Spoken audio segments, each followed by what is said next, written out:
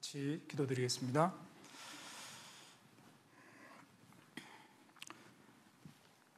거룩하신 아버지 하나님 감사드립니다. 또 좋은 계절, 또 추수의 계절 이 가을에 또 주님의 말씀을 배우고 또 주님의 뜻을 알 수 있는 귀한 시간을 주심을 감사드립니다. 전 세계에서 또 복음을 전하시는 선교사님들 또 교회들 지켜주시고 또 몽골 흡술교회도 또 도와주시고 또 다음 주에 있을 이번 주에 있을 온라인 추계 수양회와 또 11월 대집회도 또 함께 기도로 준비하며 또 큰 역사가 나타날 수 있도록 도와주시옵소서.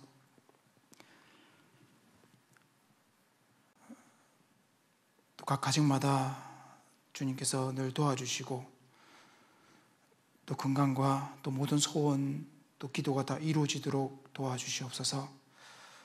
우리 정업교회 함께 앞에서 주님께서 늘 도와주셔서 계획되는 일마다 주님께서 인도해 주시고 또 수고하시는 담임 목사님 또 가정과 또 모든 임원들께 더욱 충성된 마음 또 맡겨진 일을 잘 수행하고 또 교회가 더욱 든든히 세워지고 또 복음 역사가 더 활발하게 일어날 수 있도록 늘 도와주시고 각 가정도 인도해 주시고 또 건강도 지켜주시옵소서.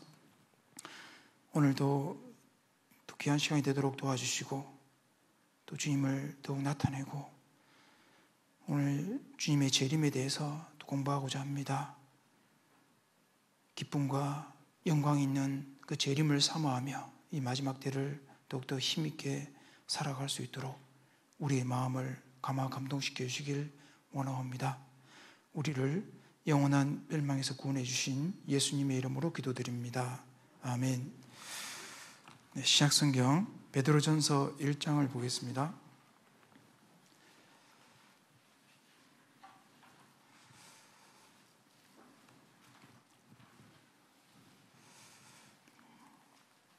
네, 신약성경 377페이지 베드로전서 1장 13절입니다.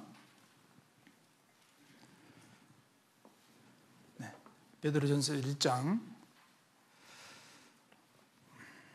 13절 같이 한번 읽어보겠습니다. 그러므로 너희 마음의 허리를 동이고 근신하여 예수 그리스도에 나타나실 때에 너희에게 가져올 은혜를 온전히 바랄지어다. 네. 계속해서 이게 우리 교회당 또 봉사 중에 있습니다. 어제도 많은 분들이 오셔서 또 수고 많이 하셨고 또 고생 많으셨습니다. 한번 저를 따라 해보시겠습니다. 스마일. 다시 해보겠습니다. 네, 스마일. 네, 감사합니다. 네, 어떤 분께서 문자가 왔는데 스마일 해보라고 하셔서 제가 좀 기뻤습니다. 오늘 말씀의 주제는 예수님의 나타나실 때, 즉 예수님의 재림입니다. 그 재림 앞에 영광의 재림, 기쁨의 재림이라는 단어를 넣고 싶습니다. 성경에서 가장 중요한 주제를 세 가지를 정한다면 예수님의 죽음, 부활, 재림일 겁니다. 예수님의 초림이 말씀 그대로 성취가 되었다면 예수님의 재림도 100% 성취가 될 겁니다.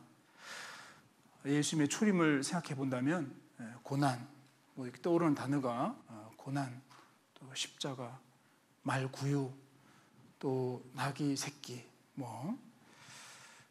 또 멸시, 죄인, 이런 모습이라면은 예수님의 재림은 너무 다릅니다.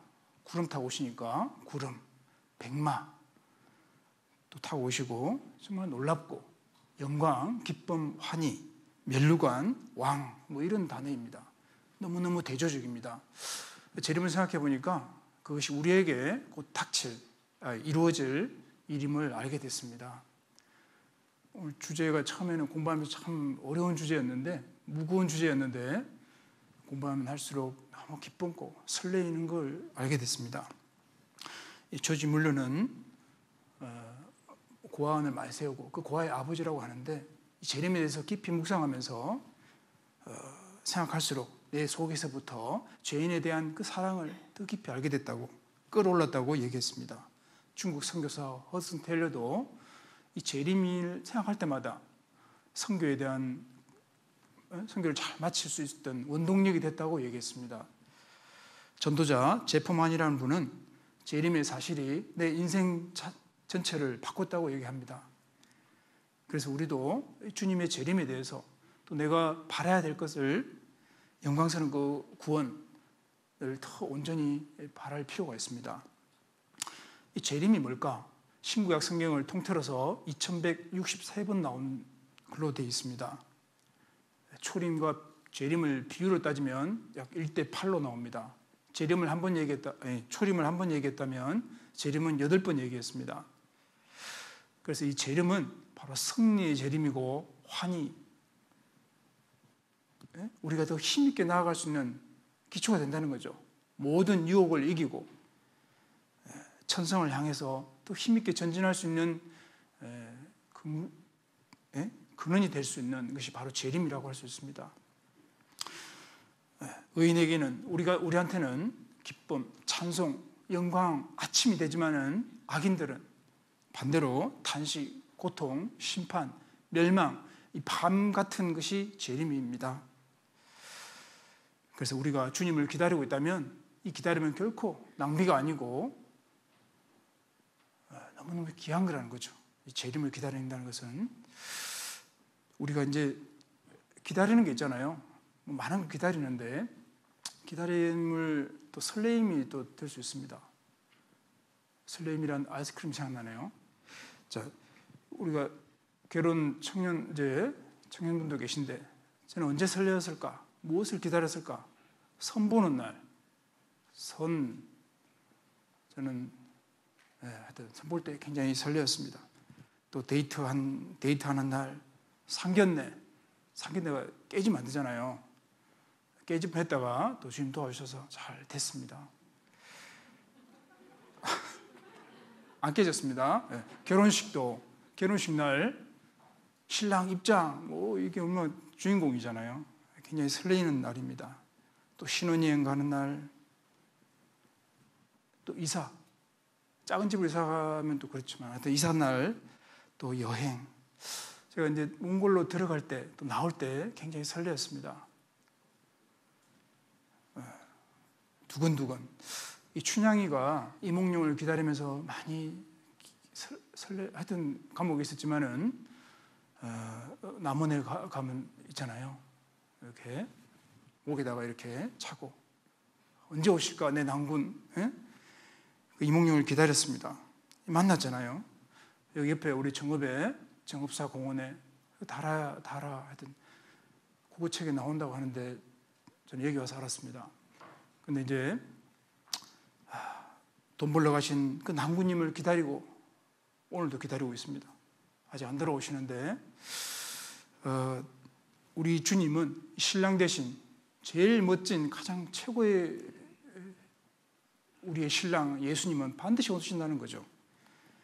그래서 우리는 그 기다림이 결코 낭비가 아닙니다. 이 재림에 대해서 성경에 무수히 예언되고 있는데 욥 아시죠? 우리 욥기 19장 25절에 내가 알기에는 나의 구속자가 살아계시니 후일에 그가 땅 위에 서실 것이라. 이 재림을 믿고 있었습니다. 다니엘 7장에 보면 이 다니엘도 훌륭한 분이잖아요. 5점이 기록이 안 되어 있습니다. 우리 담임 목사님 청일 모임 때 다니엘에서 얘기해 주셨는데 세상은 다 무너지고 없어져도 다니엘은 안 없어졌다고. 그 배후에 하나님이 계신다라고 말씀을 또 해주셨는데 이 다니엘 7장에 인자 같은 이가 하늘 구름을 타고 오는 모습을 기록해놨습니다. 에녹도 유다서 1장에 보면은 아담의 칠세에서 온 에녹이 사람들에게 예언하여 이르되 보라 주께서 수만의 거룩한 자와 함께 임하셨나니. 거룩한 자들 우리거든요. 이 교회 그리스도인들과 함께 신구약 모든 성도와 함께 심판하러 오시는 모습을 에녹이 벌써 예언해놨습니다. 예수님도 직접 재림에 대해서 약속하기를 마태복음 16장 27절에 인자가 아버지의 영광으로 그 천사들과 함께 오리니 그때 각 사람의 행한 대로 갚으리라. 천사들과 함께 영광 가운데 온다고 말했습니다. 주님은 거짓말 안 하시고 반드시 약속을 지키는 분입니다. 사도들도 사도행전 3장 20절에 보니까 주께서 너희를 예정하신 그리스도 곧 주 예수를 보내시리니 라고 말했습니다. 바울 사도께서 기록한 데살로니가후서 2장 1절에 형제들아 우리가 너희에게 구하는 것은 주 예수 그리스도의 강림하신가 그 모임에 관하여 말하는 것을 나타내고 있습니다. 우리 잘 아는 히브리서 9장에 보면은 그리스도가 많은 사람의 죄를 담당하시려고 단번에 들이신 바 되셨고 구원에 이르기 위하여 몸의 구원이죠. 내 몸을 완전히 해주시려고 죄와 상관없이 자기를 바라는 자들에게 두 번째 나타나시리라 반드시 오신다고 약속해놨습니다. 천사들도 예수님 승천하신 이후에 사도행전 1장에 보면은 제자들이 예수님 구름 타 올라가는 모습 보고 있는데 천사들이 말했죠. 갈릴리 사람들아 어찌하여 서서 하늘을 쳐다보느냐. 하늘로 올리우신 예수는 올라가심을 하늘로 가심을 본 그대로 오시리라. 올라간 그대로 다시 오신다 그랬습니다. 그래서 우리는 재림을 더 사모해야 됩니다. 이런 예화가 있었습니다. 케네디 가문의 말로 이 케네디 아버님이 미국 대통령 아버지 케네디입니다. 술공장을 만들어서 떼돈 백만장자가 됐습니다. 돈을 많이 벌었습니다. 그런데 이 4명의 아들이 있었는데 하나들은 중풍으로 죽고 하나들은 비행기 추락해서 죽고 두 아들은 암살당했는데 그 미국 대통령도 암살당해 죽었죠. 그 케네디 아버지가 노인이 되었을 때 이런 이야기를 했습니다. 내가 술공장을 만들어서 술을 팔아가지고 많은 가정을 파괴했더니만 내가 이제 와서 그 심판 보응을 받았다라고 했습니다. 자, 뭘 심냐에 따라서 결과가 달라진다는 거죠. 사람이 무엇으로 심든지 그대로 거두리라. 영생을 위하여 심는 자는 자기 육체를 위하여 심는 자는 육체로부터 썩어진 것을 거두고 영생을 위하여 심는 자는 성령으로부터 심는 자는 영생을 거둔다 그랬습니다. 갈라디아서 6장에 그렇게 기록되어 있는데 우리 구절초 축제 하잖아요. 올해는 이제 잘 안 하지만은 엊그제 잠깐 갔다 왔습니다. 구절초를 심으니까 구절초가 나오는 거죠. 마찬가지로 내가 뭘 뿌리냐 그것이 나중에 결과로 나타난다는 건데 우리가 말씀 듣고 교제하고 기도하고 봉사하고 헌금하고 어려운 사람 도와주고 맨 영혼이라도 건지고 이것이 좋은 씨를 뿌리는 겁니다. 디모데전서 6장에 선한 사업에 부하고 선한 일을 행하고 나눠주기를 좋아하며 이것이 장래에 자기를 위하여 좋은 틀을 쌓는다 그랬습니다. 나는 무슨 씨를 뿌리고 있는가? 그리고 이것이 언제 굳어지냐? 모든 보이지 않는 선행들 바로 주님 재림하실 때 이것이 분명히 보상을 해준다는 겁니다. 자, 그럼 재림이 언제 있을까? 여기 잠깐 잡아보시고 베드로 후서 1장을 한번 가보겠습니다. 몇 장 넘겨보겠습니다. 베드로 후서 1장 19절입니다. 신약 384페이지 베드로 후서 1장 19절 또 우리에게 더 확실한 예언이 있어 어두운 데 비치는 등불과 같으니 날이 새어 샛별이 너희 마음에 떠오르기까지 너희가 이것을 주의하는 것이 가하니라. 이 샛별은 금성인데 바로 주님의 재림 징조를 말합니다. 재림의 징조. 이 새벽별, 샛별이 뜨면은 아침 동틀기가 너무 가깝다는 것처럼 예수님에 대한 징조를 확실히 나타나면은 주님 재림이 가깝구나라는 걸 알 수 있다는 말씀입니다. 너희도 이 모든 일을 보거든 인자가 곧 가까이 문 앞에 이런 줄 알라. 마태복음 24장에 말씀했죠. 이 모든 일, 마태복음 24장에 나오는 또 누가복음 21장에 나오는 주님의 그 재림의 징조를 보거든 예수님이 문고리 잡고 있다 그 말입니다. 거짓 그리스도가 많이 일어날 거다. 우리 집회 때 많이 배우죠. 기근, 전쟁, 지진, 온역, 코로나 전염병 한번 보십시오. 수천만 명이 걸려있고 죽은 사람들만 엄청납니다. 지구가 낡아진다. 북극 빙하가 지금 심각하잖아요. 다 녹는다 그러잖아요. 2035년에 다 녹는다. 흰 곰이, 북극 곰이 어디 가 있을 데가 없어요. 사랑이 식어지고 천국 복음이 온 세계에 전해지고 이스라엘 회복이 바로 재림의 가장 확실한 징조라고 그랬습니다. 적그리스도에 등장하는 그 무대가 점점 만들어지고 있죠. 다니엘서 12장에 보면은 다니엘아 마지막 때까지 이 말을 간수하고 봉함하라. 많은 사람이 빨리 왕래하며 지식이 더하리라. 빨리 왕래하며 지식이 더하리라. 과학, 통신, 인터넷 보십시오. 전 세계 무슨 일 하는지 바로바로 보잖아요. 이런 시대가 없습니다. 에스겔 36장부터 39장까지 보면은 이스라엘 회복돼서 러시아가 위성 국가들을 대동해가지고 쳐들어올 것이 예언되어 있는데 러시아라는 나라는 AD 서기 800년, 900년대에 조그만 부족이었거든요. 근데 그보다 한 1500년도 시간 차이 나네요. 그 에스겔 성경에 러시아라는 나라가 벌써 공산국가 두목이 돼가지고 이란, 이티오피아, 리비아, 터키까지 그 도갈마라는 성경에 나오는 도갈마가 터키 조상인데 지금 다 러시아 편입니다. 하여튼 성경 그대로 다 성취됐습니다. 자, 우리가 환란전에 지금 살고 있는데요. 환란 때 이루어질 일들을 다 목도하고 있습니다. 적그리스도가 오른손 이마에 표를 받게 한다고 그랬는데 준비 다 되어 있잖아요. 아마겟돈 마지막 전쟁이 다 준비되어 있습니다. 동방에서 2억 군대 다 준비되어 있잖아요. 미국의 다르파라는 회사에서 하이드로겔 센서라는 것을 만들어 놨는데 그것이 점점 드러내고 있습니다. 백신과 함께 몸에 삽입이 되는데 뼈와 세포에 이식이 되고 안 나가요. 평생 내 몸에서.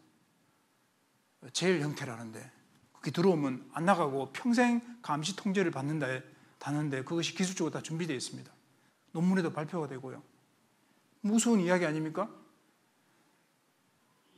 2020년 9월 15일 한 달 전입니다. 미국의 트럼프 대통령이 중동 평화협정을 계속 이루어 나가는데 아랍에미리트, 바레인 이런 나라와 관계 정상화 협정을 체결했습니다. 그리고 앞으로 한 5, 6개 국가, 중동 국가가 더 평화협정을 추진하고 있고 이슬람 대국 사우디아라비아까지 곧 관계를 정상화하겠다고 뉴스에 나왔습니다. 뭘 말하죠? 지금 세계 중동 평화는 데살로니가전서에 보면은 이따 말씀드리겠지만은 중동 평화는 7년 환란 때 이루어질 일인데 지금 벌써 시작이 됐습니다. 우리는 재림이 더 가깝다는 것을 기억해야 되고 일깨워야 됩니다. 깨어 있어야 됩니다. 자, 주님의 재림은 예수님의 재림은 두 단계로 이루어집니다. 첫 번째는 공중재림이 있습니다. 징조가 있고 갑자기 공중에 데려갑니다. 우리를 구원받은 사람들 공중재림이 있고 7일 환란이 있고 그 다음에 지상재림이 있습니다. 이 첫 번째 단계 주님의 공중재림과 구원받은 성도들의 부활 휴거가 있습니다. 내가 갑자기 휴거됩니다. 없어집니다. 그러나 정확한 때 시간은 성경이 알 수 없다고 그랬습니다. 마가복음 13장 32절에 그날과 그때는 아무도 모르나니 하늘에 있는 천사들도 모르고 아버지 아시느니라. 주님은 갑자기 재림할 겁니다. 갑자기 찾아오는 사람 있죠? 그런 경우 있잖아요. 생각지도 않았는데 갑자기 생각지 못할 때에 온다고 성경에 기록되어 있습니다. 마태복음 24장 44절에 이름으로 너희도 예비하고 있으라. 생각지 않은 때에 인자가 오리라. 요한계시록 16장 15절에 도적같이 온다 그랬습니다. 나 들어갑니다. 도적입니다 하고 안 들어오잖아요. 갑자기 들어오는 거예요. 주님은 자신을 도적에 비유하고 있습니다. 도적은 가장 중요한 비싼 거 가져가듯이 이 세상에 가장 귀한 것, 보석인 구원받은 성도들, 이 교회를 먼저 데려가기 위해서 오시는 겁니다. 구원받은 성도들만 데리고 갑니다. 그리고 전 세계에 선별적으로 이루어지는데 구원받은 사람들만 없어집니다. 자, 이 휴거 들리면요, 우리 의지하고 상관있는 게 아닙니다. 일방적으로 주님이 행하시는 겁니다. 일방적으로 행하시는 하나님의 능력입니다. 유치원에 우리 아이를 맡겨놓고 뭐 일 보고 오후에 찾으러 가죠. 아이가 더 놀고 싶은데 놀 수가 없죠. 일방적으로 엄마 손에 끌려서 갑니다. 막 울어도 그냥 데려갑니다. 하나님이 나를 그렇게 데려갑니다. 일방적으로. 그리고 올라가서 7년 동안 하나님과 혼인잔치 합니다. 에스더 성경에 보면은 페르시아 아닥사스다 왕이 6개월 더하기 일주일 더 잔치를 했죠. 매일 풍악 울려라. 저는 개인적으로 노는 걸 좋아하는데 놀 수는 없죠. 놀면 안 되죠. 그래서 하여튼 이 천국에서는 혼인잔치 하는 겁니다. 결혼식 딴딴따단 오늘도 내일도 계속 7년 동안 하고 1000년 동안 신혼여행 갔다가 영원한 천국 갈 겁니다. 제가 홍보대사는 아니지만 어쨌든 12월 첫째 주 우리 정읍교회 결혼식이 있습니다. 많이 참여해 주시고 축하해 주시고 그것이 우리의 기쁨이 아니겠습니까? 고린도전서 15장의 마지막 나팔은 하나님의 나팔이고 소집의 나팔입니다. 소집. 고마 상도들아 모이자 가자 모이는 겁니다. 하지만은 요한계시록의 7나팔은 7인, 7나팔, 7대접 나오잖아요. 그 나팔은 바로 진노의 나팔이고 천사의 나팔이고 심판의 나팔입니다. 우리는 하나님의 나팔을 듣고 없어지는 겁니다. 예수님이 데려가실 때 이 비천한 육신의 몸을 정말 20살 때는 20살이야. 고등학생 때는 8km를 뛰어도 심장이 안 가쁘더라고요. 우리 다 그랬잖아요. 하루 종일 축구해도 심장이 안 아팠는데 요즘 뭐 조금 올라가도 허헉거리는 자, 이 몸을 완전한 몸, 영광스러운 몸으로 변화시켜서 순식간에 1초도 안 되겠죠? 뿅 하고 없어지는 거예요.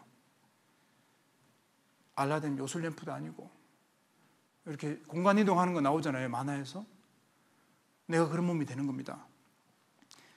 고린도전서 15장은 부활장입니다. 15장 49절에 보니까 우리가 흙에 속한 자의 형상을 입은 것 같이 또한 하늘에 속한 자의 형상을 입으리라.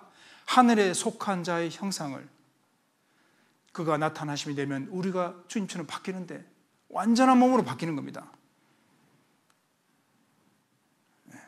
홍수로 세상을 심판할 때 노아 가족들은 방주에 딱 태워서 보호했죠. 그것처럼 구원받은 사람들을 다 빼낸 뒤에 세상을 불심판해버리는 겁니다. 의인과 악인을 함께 멸하지는 않습니다.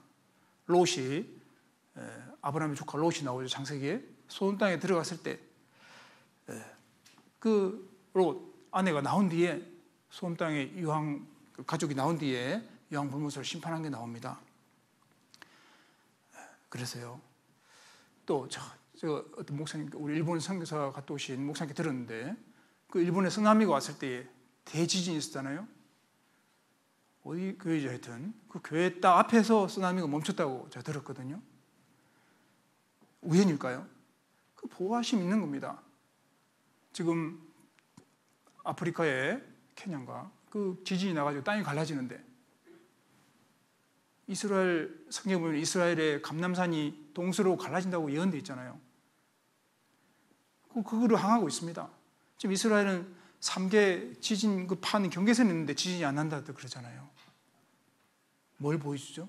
주님 우리를 보호하고 있다는 겁니다. 욥기 5장을 한번 가보겠습니다. 시편 앞에 욥기 구약 764페이지 765페이지 욥기 5장 19절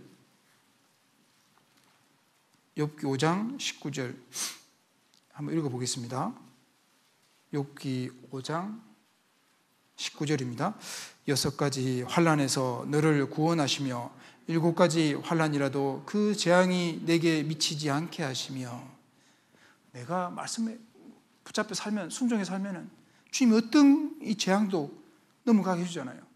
아직 우리 크게 이 코로나 위험한 상태지만 보호해주고 있지 않습니까? 어떤 교회는 해외 보니까 막 건축도 하고 있고 막 모이고 있고 이런 상황인데도 하고 있습니다. 뭔가 보호하심이 있는 겁니다. 감당할 수 있는 시험만 주신다고 했잖아요. 에녹이 홍수전에 들림받았습니다. 재림은 정말 그리스도인들에게 복된 소망입니다.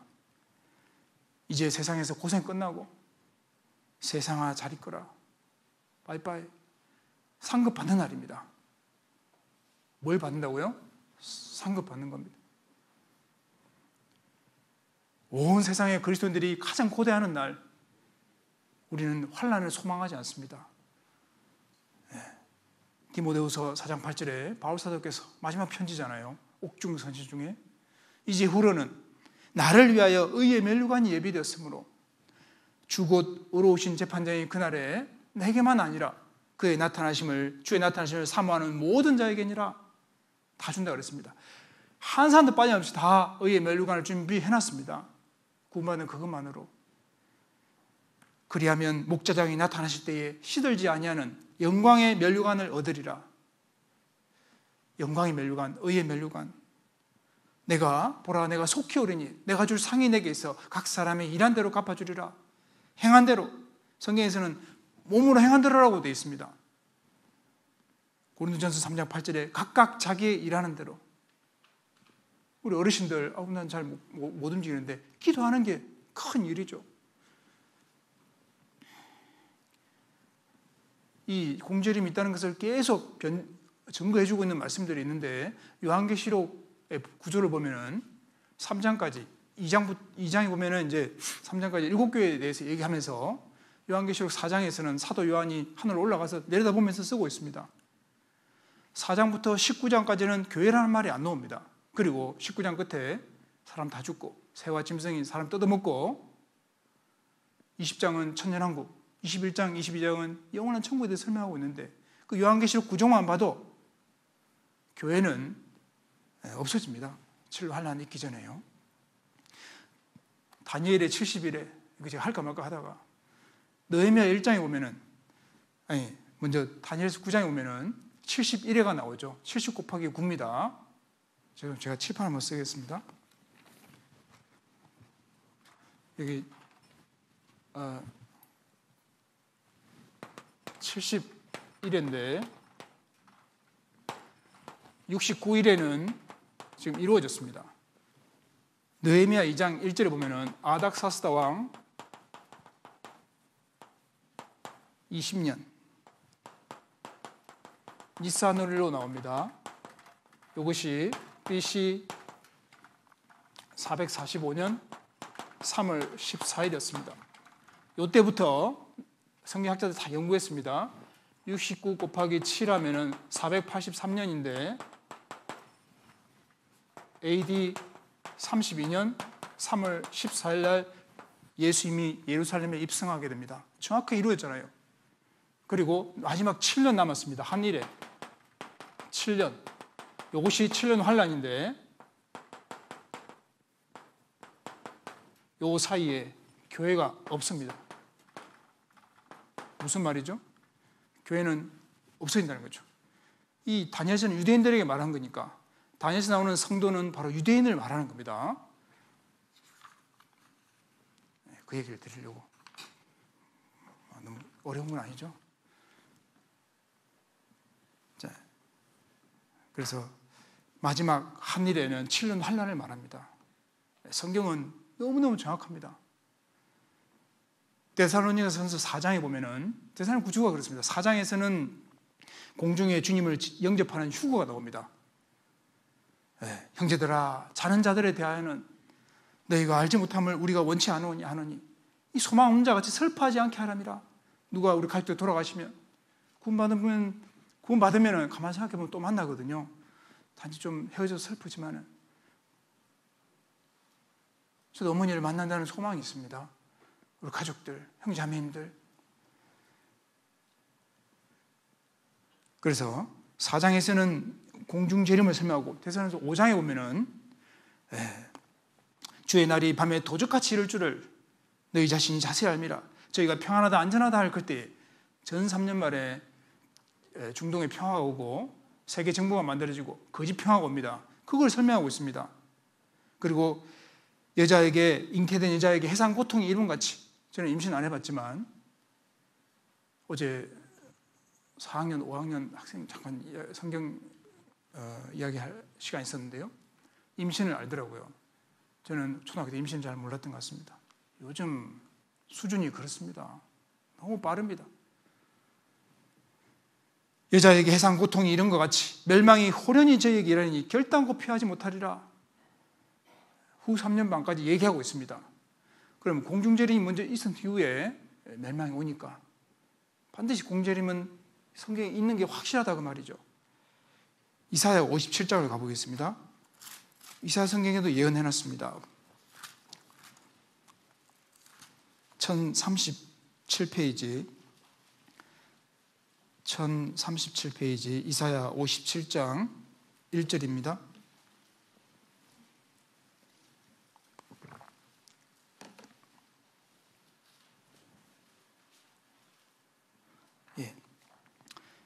의인이 죽을지라도 마음에 두는 자가 없고 자비한 자들이 취하여 감을 입을지라도 그 의인은, 그 다음 무슨 말씀이죠?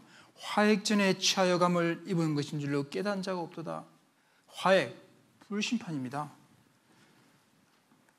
이게 지금 이스라엘 사람들이 불순종하니까 바벨론 들어서 박살내는데, 그런데 하나님을 잘 섬겼던 의인이었던 요시야 왕은 바벨론 멸망 전에 주님이 데려가 버렸습니다. 전쟁통에 죽었지만요, 데려갔습니다. 또 하나님의 말씀을 잘 순종한 사람들은 바벨론에 포로로 잡혀가서 안 죽었어요. 그 다음에 남아있는 사람들은 박살냈거든요. 그것처럼 하나님은 신앙이 올바른 사람들을 먼저 옮겨놓고 세상을 쑥대밭을 만드는 겁니다. 그래서 화액을 내리기 전에 하나님은 먼저 죽게도 하시고 데려가시고 또 피할 길을 주신다, 그 말이죠. 잠시 후에 이런 일이 벌어질 겁니다.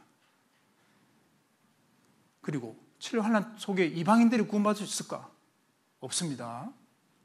성경에는 기회가 없다라고 되어 있습니다. 요한계시록 7장에 보면은 이스라엘 사람 중에 입맞은 자 14만 4천 명이라고 나옵니다. 7년 환난 전 3년 반은 이스라엘 사람들이 구원받도록 잠깐 이스라엘 사람들에게 구원의 기회를 주는 겁니다. 마태복음 25장에도 슬기로운 여자죠. 처녀들, 미련한 여자들, 처녀들 5명. 기름이 있고 없고, 성령이 있고 없고가 천국지옥을 결정합니다. 그 보면은 미련한 여자들이 기름 구하러 갈 때에 문이 닫혀버렸죠. 돌아와가지고 열어주소서. 주님은 내가 너희를 알지 못하노라. 문 안 열어줬습니다. 여기 잠언 1장을 한번 보겠습니다. 잠언에도 나옵니다. 911페이지 잠언 1장 27절, 잠언 1장 27절. 너희의 두려움이 강풍같이 임하겠고 너희의 재앙이 폭풍같이 이르겠고 너희에게 근심과 슬픔이 임하리니.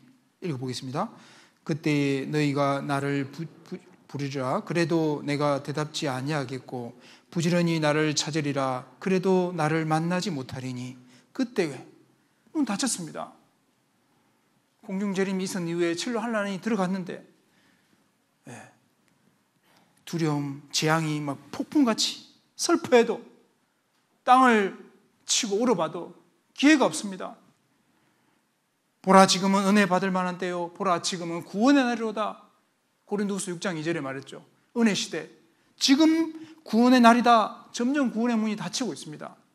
내일은 구원의 날이 아닐 수 있습니다. 주님 허락 안 하시면 데려가면 끝나잖아요. 내일은 내 것이 아닙니다. 그리고 이 구원의 기회가 계속 주어지는 게 아니거든요. 이방인의 구만 수가 차면 온다 그랬거든요. 로마서 11장하고 9장에 나오죠. 이방인의 충만한 수가 차기까지 이스라엘에 예수님 안 믿다가 이방인 수가 차면은 공중전이 믿고 전 3년만 들어가서 이스라엘 사람들이 13만 4천 명이 딱 구원 받는다고 시간표를 알려주셨습니다. 그리고 이스라엘 사람들이 구원 받으면 이제 공중전이 있으면은 이제 구원 말씀 전할 교회도 없고 그리스도인도 없고 성령도 없습니다. 성령이 떠났는데 말씀이 깨달을 수가 없죠. 아모스 8장에 말하기를 아모스 8장 11절에 보면은 보라 날이 이럴지라 내가 기근을 땅에 보내리니 양식이 없어 주림이 아니요 물이 없어 가람이 아니요 하나님 여호와의 말씀을 듣지 못한 기갈이라. 사람이 이 바다에 저 바다까지 동에서 북에서 동까지 비틀거리며 여호와의 말씀을 구하려고 하지만은 얻지 못하되 젊은 남자 처녀가 다 가라여 고날이라. 피곤한 날이었습니다. 아니 기회 있을 때 해야지. 기회 있을 때. 자, 그리고 이제 철환란 들어가면 전 3년 만에 유대인들이 구원받습니다. 그리고 성전이 건축됩니다. 제사를 지내죠. 근데 적그리스도 나타나서 제사를 못 지내게 합니다. 그리고 세계 정부가 만들어집니다. 요한계시록 11장에 보면은 두 감람나무와 두 촛대, 모세와 엘리야 같은 선지자가 나타나서 이스라엘 사람들 14만 4천 명을 회개시키고 구원시킨다고 되어 있습니다. 그리고 진로 환난 중반에 딱 37개월째 맞나? 네. 아니죠. 환난 중반에요. 적그리스도가 나타나는데 우리 잘 알죠. 다니엘서 9장에 보면은 그가 장차 많은 사람으로 더불어 한 일에 7년입니다. 언약을 굳게 정하겠고 중반에 그 전부터 시작되죠. 일의 절반에 제사와 예물을 못하게 한다 그랬습니다. 저는 대적하는 자라. 데살로니가 후서에 그 하나님 성전한 자 자기를 보여 하나님이 아니라. 요한계시록 13장에는 큰 말과 참남된 말을 한다 그랬습니다. 지가 하나님이라 그러고 이 땅에 사는 사람들, 지금 하나님을 섬기지 않는 사람들은 다 적그리스도를 숭배한다고 되어 있습니다. 안 하면 죽이니까. 42달 일할 권세를 받으니라. 그 일이 준비되어 있습니다. 지금 국민은행에 손 올리고 돈을 찾죠. 공항 갈 때 다 손입니다. 눈을 보고 있습니다. 반발하는 유대인들 3분의 1은 하나님이 또 구해줍니다. 감람산에 지진 나서 하나님 초능력으로 보호해준다고 스가랴 13장, 요한계시록 12장에 나옵니다. 여자가 강야로 도망하며 거기서 1260일 후 3년 반입니다. 양육하기 위하여 하나님의 예비하신 곳이 있더라. 자, 3분의 1은 살려주고 나머지 3분의 1은 다 죽습니다. 유대인들이요. 되니까. 그리고 14만 4천 명은 다 순교당합니다. 그런 것이 성경에 나옵니다. 그리고 두 번째 단계, 주님이 지상 재림하는데 데살로니가 후서 2장에 보면은 지금 막는 자가 있어. 성령입니다. 그 중에서 옮길 때까지 하리라. 그때 불법한 자가 나타나리니 적그리스도 나타나고 하지만 주님이 저를 죽이시고 강림하여 저를 폐하시리라. 적그리스도는 3년 반 동안 활동합니다. 그리고 산채로 무적행 지옥에 집어넣습니다. 주님은 감람산 내려온다 그랬습니다. 모든 족속이 다 본다 그랬습니다. 눈으로 다 본다 그랬습니다. CNN 뉴스로 보여주든지 다 보게 될 겁니다. 주님은 심판하는 권세를 가지고 온 세상을 심판하러 오시는 위험스럽고 영광스러운 모습을 보여주고 있습니다. 다 두려워 떨 겁니다. 옛날 그 시내산에 모세 보여달라고 하니까 하나님이 막 번개치고 우레 쾅쾅쾅 하면서 막 산에 불이 났잖아요. 그런 모습으로 여기 찾아보겠습니다. 이사야 66장입니다. 이 무시무시한 모습으로 나타납니다. 1048페이지 이사야 66장 15절. 이사야 66장 15절입니다. 여호와께서 불의 옹이 되어 강림하시리니 그 수레들은 해리바람 같으리로다. 그가 혁혁한 위세로 노를 베푸시며 맹렬한 화염으로 견책하실 것이라. 16절 읽어보겠습니다. 여호와께서 불과 칼로 모든 혈육에게 심판을 베푸신즉 여호와께 살육당할 자가 많으리니. 자, 하나님 재림하시면 아주 무시무시한 무서운 모습으로 심판이 기다리고 있는 겁니다. 막 불에 옹이돼 불이 타고 내려오시는 거예요. 불구름을. 데살로니가후서 1장 7절에 주 예수께서 저의 능력의 천사들과 함께 하늘로부터 불꽃 중에 나타나시니, 그냥 예쁘게 내려오시는 게 아니에요. 근데 그때에 성도들이 같이 내려옵니다. 백마 타고요. 요한계시록 19장에 보면은 하늘에 있는 군대들이 그리스도인들입니다. 교회입니다. 앞서간 성도들 희고 깨끗한 세마포를 입고 백마를 타고 따르니라.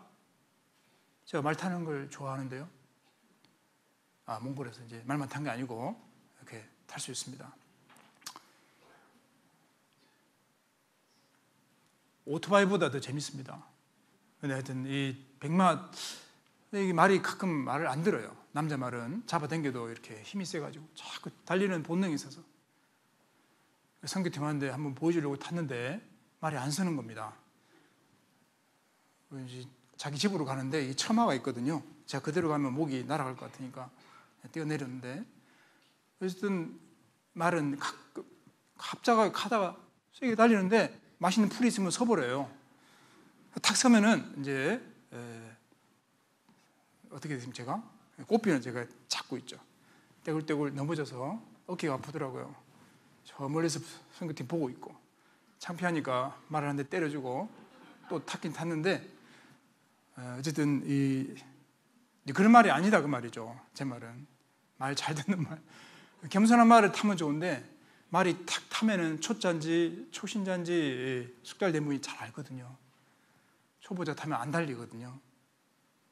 엉덩이를 약간 들어야 가거든요, 얘가요. 어쨌든 말을 타고 백마가 있습니다. 사단과 전쟁에서 이기고 하나님 다 집어넣었죠. 적그리스도와 거짓 선지자들은 산채로 불못에 집어넣고. 자, 여기 스가랴 14장에도 예언되어 있습니다. 말라기 앞에 스가랴 1325페이지 1324페이지에 스가랴 14장 5절입니다. 지금 3절, 4절은 주님이 감람산에 서 계신 거고요. 5절을 보면은 그 14장 5절, 그 산 골짜기는 아셀까지 미칠지라 너희가 그의 산 골짜기로 도망하되 유다 왕 우시아 때에 지진을 피하여 도망하던 같이 하리라. 나의 하나님 여호와께서, 예수입니다, 임하실 것이요 모든 거룩한 자가 주와 함께 하리라. 지상 재림의 약속입니다. 얼마나 확실합니까? 예수님이 감람산에 임하실 거고 그 뒤를 모든 거룩한 자, 구원한 사람이 주와 함께 와서 세상을 심판하는 데 동참합니다. 그래서 공중재림이나 지상재림은 하나님 은혜를 받은 사람들에게는 이것이 행복한 날이에요. 원수 갚는 날이니까. 하지만 은혜를 배척하는 사람들에게는 멸망과 심판의 날입니다. 가장 슬픈 날이에요. 그렇지만 구원받은 사람은 가장 기쁜 날, 환희의 날, 스마일 하는 날입니다. 예수님께서 시상 재림하면 세상에 대한 심판이 일어납니다. 그때에 마태복음 25장에 보면 어떤 일이 있냐면은 양과 염소를 분별한다 그랬습니다. 공중재림 되고, 어쨌든 참과 가짜가 딱 갈라지는 겁니다. 빛과 어둠, 알곡과 가라지. 데살로니가후서 1장 8절에 하나님을 모르는 자들과 주 예수의 복음을 복종치 않는 자들에게 형벌을 주시리니 그들이 영원한 멸망의 형벌을 받으리로다. 하나님 모르는 사람은 당연히 심판받고, 예수의 복음을 복종치 않는 사람들, 교회는 다니지만은 아직도 제 문제 해결 못하고 자기 방식대로 믿는 사람들, 거듭나지 못한 자들은 심판받는다고 되어 있습니다. 그리고 주님이 공중재림하실 때는 성경에 누가복음 17장, 마태복음 24장에 노아 시대와 같다라고 되어 있고, 7년 환란 속에 유대인들이 도망갈 때의 모습은 롯의 처를 소돔 땅에 도망가던 롯과 같다는 표현이 되어 있습니다. 롯의 처가 뒤를 돌아봐서 소금기둥이 된 것처럼 그 7년 환란 때 머뭇거리는 유대인들은 롯의 아내처럼 다 죽게 된다고 말입니다. 빨리 도망가야죠. 그런 게 구분할 수 있습니다. 고사성어 가운데 사후 약방문이라는 말이 있습니다. 이 약방문이라는 것은 약을 짓기 위해서 약의 이름과 분량을 써놓는 뭐라고 그러죠? 처방전 같은 겁니다. 그런데 죽은 뒤에 약방문을 쓴다는 뜻이거든요. 이미 때가 지났는데 대책을 세우거나 약 먹으면 뭐합니까? 죽었는데. 우리 속담에 소 잃고 외양간 고친다. 또 버스 떠난 뒤에 손 흔든다. 버스 갔는데 이렇게 해도 안 잡힙니다. 자, 이 기회. 카네기는 이런 말을 했습니다. 좋은 기회를 만나지 않은 사람은 한 사람도 없다. 다만 그 기회를 잡지 못하는 것뿐이다. 베이컨이라는 분은 인간은 기회를 발견하는 동시에 또 한편 기회를 만들지 않으면 안 된다. 기회를 잡아야 됩니다. 원래 위기라는 말이 위험 더하기 기회라는 말이라고 합니다. 위험했을 때 나는 그것이 기회가 될 수 있습니다. 김소월의 기회라는 시를 하나 소개해드리겠습니다. 강 위에 다리는 마음을 넣어야 되는데 강 위에 다리는 놓였던 것을 우는 겁니다. 이게 나는 왜 건너가지 못했던가요? 때에 그친 물결은 볼 새도 없이 다리를 무너치고 흐리라려. 먼저 걷는 당신이 어서 오라고 그만큼 부르실 때 왜 못 갔던가? 당신과 나는 이편 저편에서 때때로 울며 바랄 뿐입니다려. 남편은 건너갔는데, 아니 님은 건너갔는데 나는 지금 안 건너가. 왜? 죄는 거예요. 내가 지금 저 남자를 따라갈까 말까. 그런데 하여튼 큰 물이 와서 다리를 썰어버렸다는 겁니다. 못 건너가요. 이 절호의 시기를, 이 기회인데 못 잡은 겁니다. 절호의 그 시기를 놓치게 되면 만남은 어긋난다는 겁니다.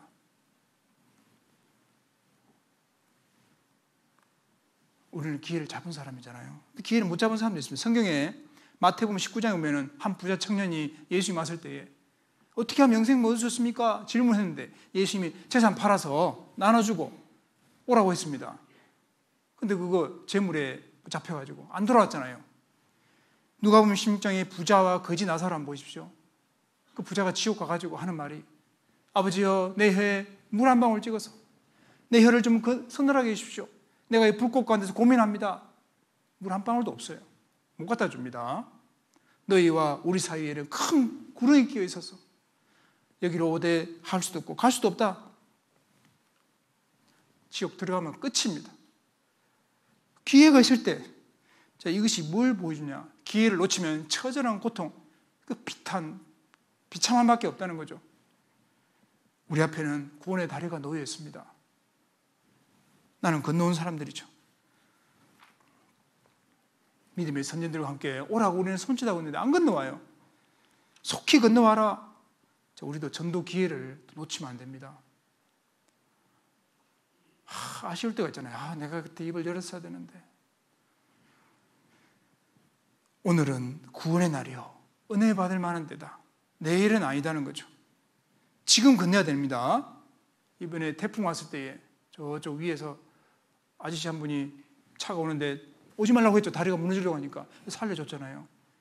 그거 반대인데 다리가 끊어지니까 빨리 이동해야죠. 모래시계 한번 보십시오. 사우나 가면 모래시계 있잖아요. 근데 우리 삶이 모래시계라는 겁니다. 내가 삶에 모래가 얼마나 들어가 있는지 나는 모르지만 주님 아시죠. 내가 내 인생의 마지막을 걷고 있다면 뭘 해야 될까? 나는 영원한 생명을 얻었는데 아직도 못 얻고 저 무서운 세계로 들어가는 사람들이 있다는 거죠. 재림이 그걸 알려주는 겁니다. 나는 기쁨 한이로 가지만 아직 못 들어가는 거예요. 시편 90편에 보니까 한번 찾아보겠습니다. 인생에 대해서 이렇게 설명합니다. 시편 90편 870페이지입니다.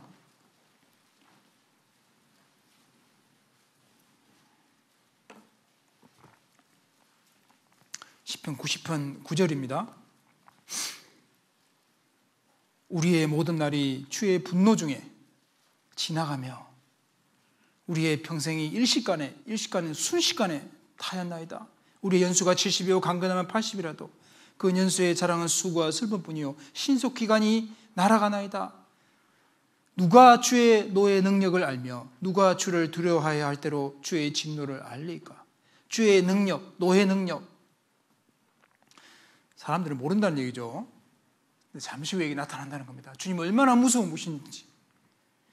이 평생이 일시간에 순식간에 지나간다. 인생이 얼마나 빠릅니까? 엊그제 결혼한 것 같은데 다 그렇죠? 네.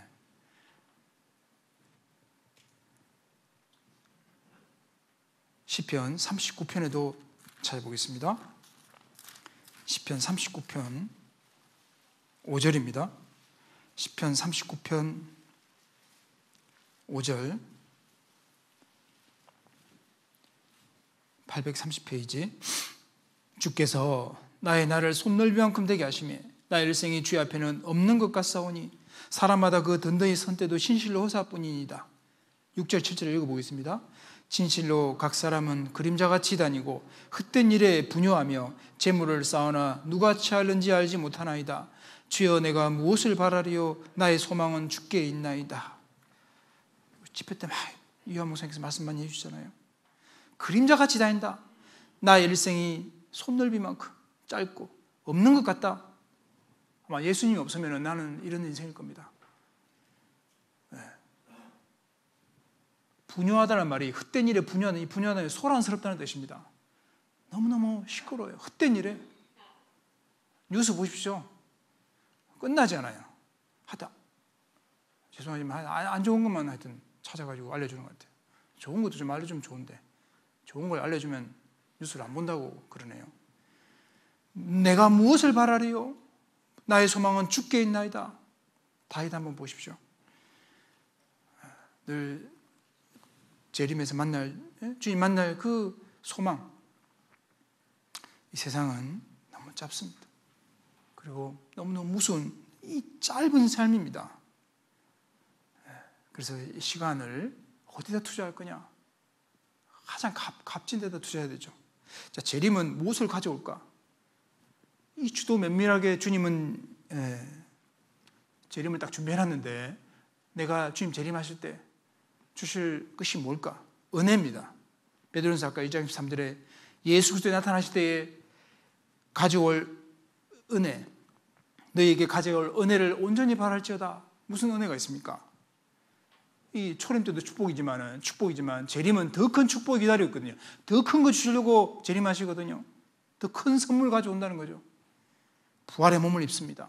앞서간 성도들과 만나고 주님을 얼굴과 얼굴을 대해서 볼 겁니다. 지금 코로나 때 잘 못 보니까 어떻습니까? 제가 몽골에 있다가 오니까 어쨌든 보고 싶은 사람 못 보니까 이게 뼈에 사무치는 아픔이 있더라고요. 그런 거 느껴보신 적 있을 겁니다. 아마 우리 부모님들은 아직 그런 거 안 해봤지만은 아이들 어리니까 결혼 보내면 아마 참 시원섭섭, 아마 섭섭한 말이 마음 참 아플 거예요. 왜냐하면 매일 전화 오기를 기다리니까. 아유 뭘 전화하냐 바쁜데 하면서 전화 더 해라 그런 뜻이래요. 이렇게 찾아와 오지 마 더 오라는 말을 그렇게 하신대요. 상담 가서 제가 들었습니다. 늘 자식 소원이 뭡니까? 자기는 돌아가시기 직전인데도 자식이 잘 됐으면 좋겠어요. 그게 부모 마음이. 하나님도 그렇다는 거죠. 주님을 가장 사랑하는 분을 매일 보는 겁니다. 못 만나잖아요, 요즘요.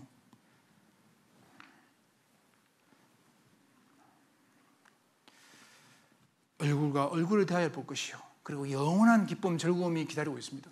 영원한 기쁨, 시편 16편 11절에 나옵니다.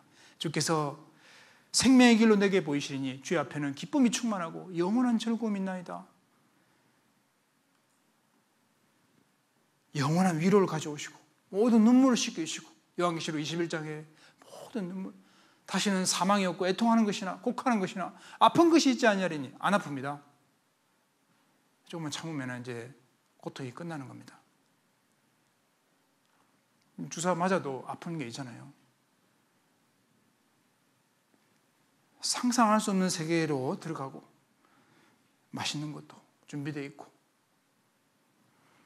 그리고 사단을 발로 밟아버립니다. 로마서 16장 20절에 평강의 하나님께서 속히 사단을 너희 발 아래서 상하게 하시리라. 너희 발 아래서 딱 그거 밟는 거를 우리한테 기회를 주신 거죠. 시편 149편을 보겠습니다. 시편 149편에도 나옵니다. 909페이지 149편 6절 5절부터 보겠습니다. 성도들은 149편 5절 성도들은 영광 중에 즐거워하며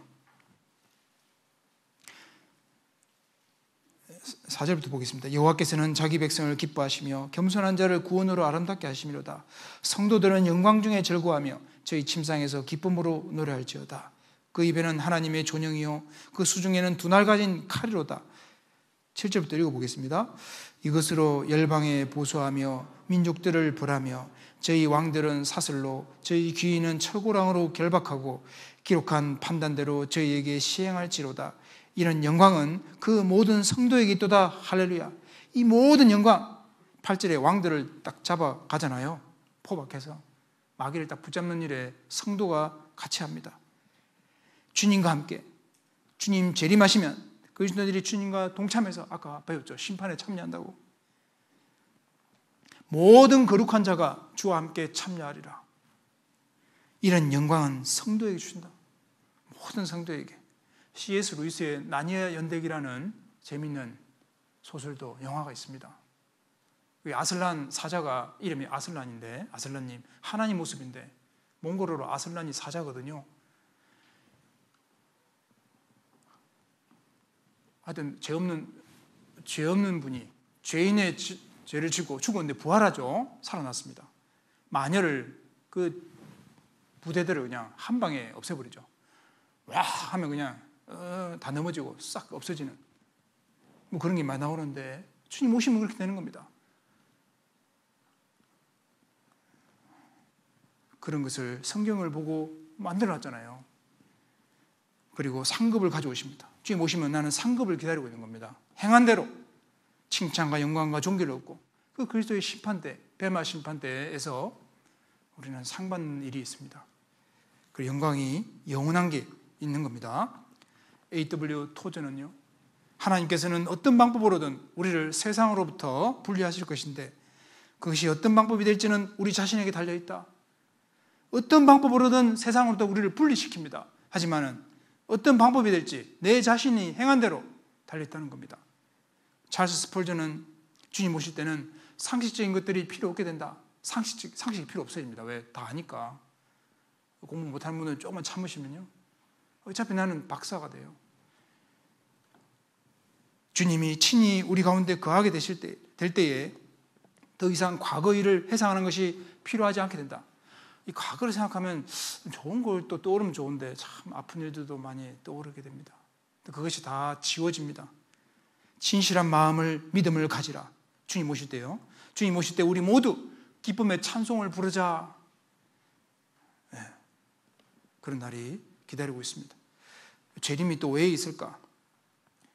주님은 주님 먼저 죽임 당하셨잖아요. 그처럼 장차 오실 혼인잔치에서 그 고난을 통해서 우리가 고난받고 받은 그 열매들을 보기 원하는 겁니다. 고생했다. 초림하는 예수님은 은혜 주려고 오셨지만 재림하는 예수님은 원수를 갖고 심판하고 그리스도인들을 신원해주고 보증해주고 갚아주려고 오는 겁니다. 그래, 네 원수 내가 갚아줄게. 이사야 61장을 가보겠습니다. 1042페이지 이사야 61장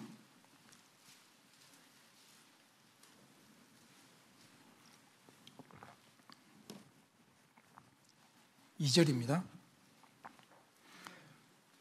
2절 3절 여호와의 은혜의 해와 우리 하나님의 신원의 날을 전파하여 모든 슬픈 자를 위로하되 3절 읽어보겠습니다. 무릇 시온에서 슬퍼하는 자에게 화관을 주어 그 죄를 대신하며 희락의 기쁨으로 그 슬픔을 대신하며 찬송의 옷으로 그 근심을 대신하시고 그들로 의의 나무 곧 여호와의 심으신 바 그 영광을 나타낼 자라 일컬음을 얻게 하려 하심이니라. 여기 하나님의 은혜의 해 초림입니다. 그 다음에 우리 하나님의 신원의 날은 재림의 날입니다. 신원은 vengeance, 어벤져스 뭐 들어봤잖아요. vengeance가 바로 복수, 보복, 원수 갚아주는 날을 설명하는 겁니다. 원수 갚는 걸 vengeance라고 하는데 그렇게 영어 성경에 나옵니다. 신원, 원수 갚아주는 날입니다. 불신자는 하나님의 원수고 또 마귀도 하나님의 원수니까 성도의 원수니까 그걸 심판하기 위해서 정복하러 오는 겁니다. 그리고 성도들에게는 상을 주려고 멸류관 주려고 오시는 겁니다. 이제는 세상 나라를 그리스도의 나라로 바꿔주기 위해서. 근데 이게 위로해 주잖아요. 위로. 여기 2절에 모든 슬픈 자를 위로하되 이게 대조를 써놨습니다. 화관, 멸류관, 꽃으로 쫙 화관. 그 암행어사 되면 쏘고 있잖아요. 쫙 멸류관. 이 죄는요. 이 죄를 성경에 다윗이 아들을 잃었을 때 그 가장 비통한 모습 때 죄를 쓰는 모습이 나옵니다. 욥이 자식이 잃었을 때 가장 비통하고 비참한 그런 상태인데 그런 일들이 우리 속에 있기 때문에 쓰는 겁니다. 그걸 바꿔주는 거예요. 하나님께서 싹 바꿔주는 거예요. 신데렐라가 바꿔주잖아요. 12시에 아니 12시 그때는 안 좋은 걸 바뀌네요. 하여튼 와서 바꿔주잖아요. 요술 할머니가 오셔가지고 12시 때도 안 바뀝니다. 그 희락의 기름으로 슬픔을 대신한다. 기쁨으로 찬송의 옷으로 근심을 대신한다. 내가 세상에 살면은 죄도 쓰고 슬픔, 근심이 있지만은 이것을 화관으로 기쁨으로 찬송으로 바꿔준다는 말씀입니다. 초림과 재림을 얘기하면서요. 에스더 9장에 보십시오. 에스더 성경이 인생 역전이잖아요. 역전 드라마. 완전히 다 죽게 됐는데 역전돼서 하만이 죽고 유대인들 죽이려 했던 사람들이 그날 다 죽고 불임절날 그걸 축제를 하면서 에스더 9장 22절에 슬픔이 변하여 기쁨이 되고 애통이 변하여 길한 날이 되었으니 저는 이 구절 읽을 때만 너무 힘이 납니다. 슬픔을 반드시 변화시켜 주실 거다. 시편 30편 5절에도 그 노염은 잠깐이요 그 은총은 평생이로다. 저녁에는 울음이 기수갈지라도 아침에는 기쁨이 오리로다. 주께서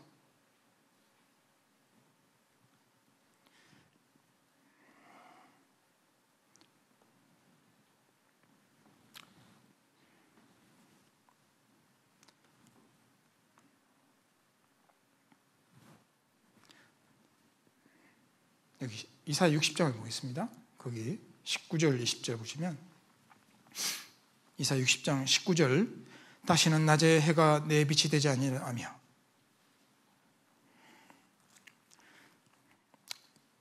울고 싶은데 울으려고 하더라고요. 울고 싶을 때 울어야 되잖아요. 울고 싶을 때 웃고 반대로 하면 또 이상하네. 여기 20절을 읽어보겠습니다.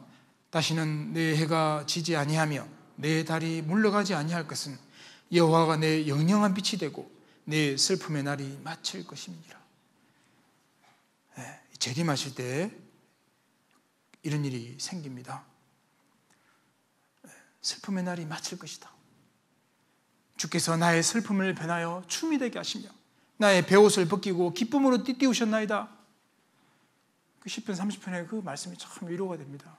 끝난다는 거죠. 이제 됐다. 그날이 재림입니다. 그리고 주님 드디어 오리라 생각하면은 죄를 지을 수 있습니다. 마태복음 26장에 예수님께서 인자가 권능의 우편에 앉은 것과 하늘 구름을 타고 오는 것을 너희가 보리라. 반드시 오시는데 이게 자꾸 빨리 안 오니까 이제 마음이 드디어 우리라는 생각을 하게 됩니다. 모세가 빨리 안 내려오니까 밑에서 막 금덩어리 모아가지고 금송아지를 만들어 버렸잖아요. 우상숭배를 했습니다. 주님이 드디어 오리라는 생각은 죄를 낳을 수 있습니다. 그래서 주님이 곧 오신다. 이걸 믿어야 됩니다. 성경에 요한계시록 22장에 보면은 22장 7절에 내가 속히 오리니 보라 내가 속히 오리니 요한계시록에 7번을 반복하는 말씀입니다. 그게 뭔 뜻이냐? 속히란 말이 곧 정각에 정확하게 가장 알맞은 순간에 하나님은 결코 너무 늦지도 않으시고 너무 빠르지도 않으시고 정해진 때에 온다는 겁니다. 정해진 때에. 갈라디아서 4장 4절에 보면은 때가 참에 하나님이 그 아들을 보내사 여자에게서 나게 하시고 때가 참에 예수님은 때가 찼을 때 가장 적절한 순간에 오셨습니다. 초림을 말하는 거거든요. 사도행전 2장 1절 3절에 보면은 오순절날 마가다락방에서 초대교회 성도들 다 모여 있었습니다. 그런데 불의 혀같이 갈라지는 것이 성령이 딱 임했다고 되어 있습니다. 성령도 오순절날이 되니까 온 것처럼 주님 재림을 간절히 사모하는 사람들에게 상급을 갖고 딱 맞춰 오는 겁니다. 늦지도 않고 빠르지도 않고 제때에 속히 오신다. 그 때가 정해져 있습니다. 성경에는 때가 정해져 있다고 되어 있어요. 우리가 모를 뿐입니다. 그래서 주님의 재림을 기다리는 사람은 이 기다림하고 정결은 연결되어 있습니다. 신랑 신부가 결혼식 날 안 씻고 뭐 그런 사람 없잖아요. 깨끗하게 단장하고 결혼식이 있으니까 결혼식 날은 좋은 옷을 입고 오잖아요. 잘하였도다 착하고 충성된 종아. 대통령께서 부르면은 가장 좋은 옷을 입고 가겠죠. 그래서 우리는 그런 마음으로도 만나야 됩니다. 그래서 이제 마지막으로 주님 맞이할 우리가 자세가 어떻게 될까? 톰슨이라는 전도자는 우리는 그리스도의 재림을 인내하는 마음으로 기다려야 하며 바라고 기도해야 한다. 그리스도께서 재림하시기까지 일해야 된다. 다시 들어보십시오. 인내하는 마음으로 기다려야 되고 바라야 되고 기도해야 된다. 인내. 그리고 재림할 때까지 일을 해야 된다. 자기 일이 있고 성경에 자기 일이 있고 그리스도 예수의 일이 있죠. 이런 예화가 있습니다. 세월호 사건하고 약간 비슷한데 폭풍우가 몰아치는 이 바다 위에 항구 근처에서 배가 자초됐습니다. 거기 70명이 타고 있었는데 선장만 배 타고 도망 나왔어요. 다 죽었습니다. 그리고 재판이 열렸는데 그 책임을 선장한테 물었습니다. 선장이요, 여러분, 나는 그 죽은 사람들에게 도무지 아무것도 안 했는데 왜 나를 갖고 하냐고.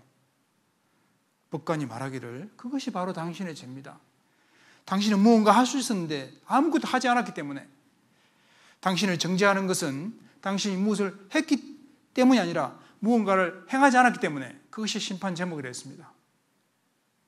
자기가 좀 도와줬으면 살릴 수 있었는데 그래서 교수형으로 죽었습니다. 배 안에 갇혀있는 그 70명의 영혼 뿐만 아니라 전 세계에 다 전파돼야 주님 오신다고 그랬는데 더 드려야 될 말씀 사람분들이 있습니다. 내가 조금만 도와주면 바쁘지만은 다 바빠요. 예수님도 얼마나 바빴습니까? 성경의 야고보서 4장 17절에 사람이 선을 행할 줄 알고도 행치 아니하면 죄니라. 열왕기하 7장에 보면은 사마리아에 잘 알죠? 사마리아의 그 문둥이 4사람 성에 아람 군대가 쳐들어가지고 진을 딱 쳐 있고요. 그 안에만 먹을 게 있어요. 밖에는 성 안에 또 다 포위돼가지고 먹을 게 하나도 없습니다. 그런데 하나님이 기적을 내가지고 막 소리, 병거 소리, 말 소리가 듣게 해가지고 와, 이거 애국 군대 합세가 쳐들어오나 보다. 빨리 도망가자. 아람 군대가 갑자기 다 놓고 다 도망가 버렸습니다. 먹을 거, 말도 막 놓고 갔다고 되어 있습니다. 나귀를 버리고. 그런데 이 문둥이 4사람이 너무 배가 고프니까 아유, 여기서 죽든 들어가 죽든 뭐 먹고 죽자. 들어가 보니까 군대가 한 명도 없는 거예요. 맛있게 먹었습니다. 막 훔쳐놓고 막 호주머니에 집어넣고. 그런데 양심에서 문둥이끼리요, 우리의 소위가 선치 못하도다. 오늘날은 아름다운 소식, 이 구원이 있는 날인데 우리가 잠잠하고 있도다. 만일 밝은 아침까지 우리가 잠잠하면, 기다리면은 벌이 우리에게 미치지니라. 안 되겠다, 우리 이제 왕궁에 가서 고하자라고 고했다고 나와 있습니다. 그 문둥이 네 사람이 잘한 것이기 때문에 성경에 기록되어 있는 겁니다. 그 볼품 없지만은, 세상에서는 알아주지 않지만은, 나만 먹고 잘 사는 게 아니라 죽어가는 사람들에게 고하자. 그 사마리아 문둥이 네 사람의 결단, 올바른 행동이 성경에 기록되어 있는 겁니다. 울산 고층 아파트 화재가 났잖아요. 한 명이 안 죽었죠. 신기합니다. 소방관 합심해가지고 어떻게든 살려내겠다고. 아마 소방관들 대단한 것 같아요. 소명의식이요. 내 목숨을 죽더라도 한 명이라도 살려야 되겠다. 그 시민들이 합심해서 모두 살린 게 우리가 봤습니다. 만약에 문둥이 네 사람이 소식을 안 전했다면 성중에 있는 사람들 다 죽었을 겁니다. 맞잖아요. 아까 그 선장처럼 다 죽였잖아요. 그런데 그리고 그 문둥이 사람은 하나님께 심판받았을 겁니다. 나도 마찬가지죠. 우리만 구원받으면 안 된다. 잠잠하면 선치 못하다 라고 말합니다. 내일부터 온라인 축제 수양이 있는데 하나님이 정해놨잖아요. 내 자신부터 순종하고 우리가 영혼 건진 일에 다 동참해야 됩니다. 10분이라도 나와야 돼요. 제가 처음 교제 붙을 때 10분이라도 참석하라고, 늦게라도. 수요일날 말씀 드렸는데 말씀이 끝났어요.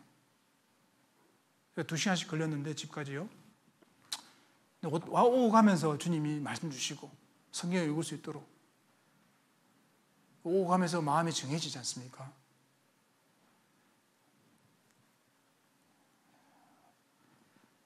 소식지 보면서, 내가 소식지 보면서 한번 볼 때마다 100만 원 준다 하면은 보겠죠.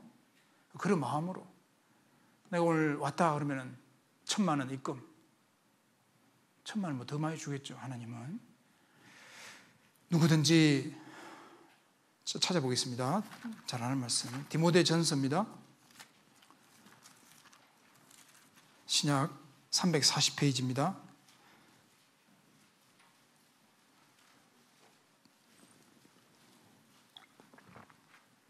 디모데전서 5장 8절, 디모데전서 5장 8절을 읽어보겠습니다. 누구든지 자기 친족, 특히 자기 가족을 돌아보지 아니하면 믿음을 배반한 자요 불신자보다 더 악한 자니라. 누구든지 자기 친족, 특히 자기 가족. 우리 이 말씀에서 온전한 사람 있습니까? 이 말씀 보면 참 마음이 메이잖아요. 나에게 이 사명을 맡겨주셨습니다. 다른 형제자매님들 가족 상담 갈 때 형제자매 어머니를 저희 어머니처럼 생각하려고 합니다. 그래야 간절한 마음이 나오니까. 대충이 안 되잖아요. 병원 가면 대충 해주진 않겠죠. 근데 느껴지잖아요. 조금이라도 물어보고. 그 의사 선생님 말 한마디가 힘을 줍니다. 우리도 말로 도와주면 참 좋겠죠. 의인의 열매는 생명나무라. 지혜로운 자는 사람을 얻느니라. 잠언 11장 30절. 지혜로운 자는 사람을 얻느니라. 이 세상에 가장 귀하고 고귀한 일은 사람 건지는 일입니다. 영혼한테 한 겁니다. 가장 가치 있는 일은 영혼을 건지는 일입니다. 그리고 다시 본문 돌아오겠습니다. 베드로전서 1장 13절, 베드로전서 1장 13절. 그러므로 너희 마음에 허리를 동이고, 자, 이것이 우리가 할 일입니다. 비장한 각오를 하는 겁니다. 딱 일할 마음으로, 허리에서 힘이 나오니까 이 마음이죠. 마음이 허리입니다. 마음을 탁 비장하게 갖고 또 행해야 되겠다. 그리고 근신, 이 근신이라는 것은 조심하다, 신중하다 그런 뜻입니다. 모든 일에 주의 깊게, 모든 상황에 대해서 깊이 생각하고 행동하는 걸 말합니다. 성급하지 않게. 또 1장 14절에 보면은 너희가 순종하는 자식처럼 이제 더 순종해야 된다. 순종하는 가운데 주님 만나 주시거든요. 그리고 거룩해라. 이건 다음에 또 배워보고, 또 깨끗해야 되고, 또 누가복음 12장에 보면은 허리에 띠를 띠고 등불을 켜고 서 있으라. 주인이 언제 돌아오면은 문 열어주려고 하는 사람 같이 되라고 했습니다. 아, 주님 곧 오시구나. 지혜 있고 진실한 청지기가 돼요. 때를 따라 양식을 나눠주는 사람이 또 되라고 했는데, 우리는 이 복음을, 말씀을 더 나눠주는 사람이 되어야 될 겁니다. 그리고 히브리서 11장에는 믿음의 장이잖아요. 끝이 좋은 사람들이 다 기록되어 있습니다. 내가 지금까지 뭐 잘 살든 못 살든 간에 지금부터라도 잘 살아야 되겠다. 그것이 기록되어 있는 겁니다. 뭐 초반 잘하면 뭡니까? 뒤에 골 들어가면 지잖아요. 끝이 좋은 사람. 삼손, 솔로몬의 차이가 그렇습니다.